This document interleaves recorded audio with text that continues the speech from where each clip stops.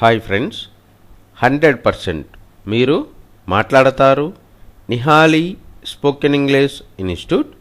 ఈ వీడియోలో మనం కుడ్ హ్యావ్ గురించి తెలుసుకోబోతున్నాం. కుడ్ హ్యావ్ చేయగలిగి ఉండాల్సింది.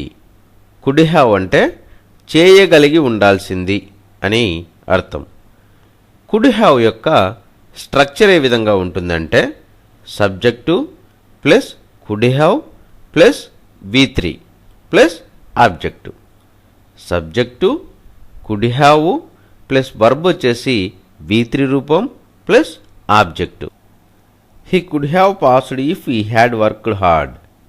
అతడు కష్టపడితే pass కాగలిగేవాడు.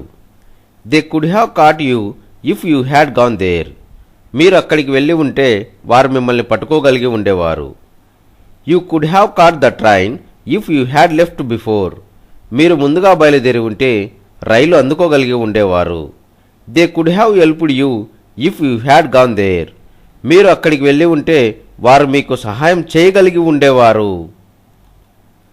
He could have passed if he had worked hard. అతడు కష్టపడితే పాస్ కాగలిగేవాడు. They could have caught you if you had gone there. మీరు అక్కడికి వెళ్ళి ఉంటే వారు మిమ్మల్ని పట్టుకోగలిగి ఉండేవారు. You could have caught the train if you had left before. మీరు ముందుగా బయలుదేరి ఉంటే రైలు అందుకోగలిగి ఉండేవారు.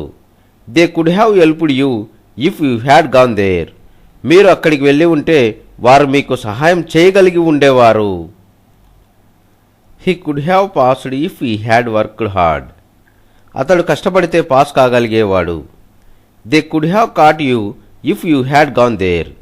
మీరు అక్కడికి వెళ్ళి ఉంటే వారు మిమ్మల్ని పట్టుకోగలిగి ఉండేవారు. You could have caught the train if you had left before. మీరు ముందుగా బయలుదేరి ఉంటే రైలు అందుకోగలిగి ఉండేవారు.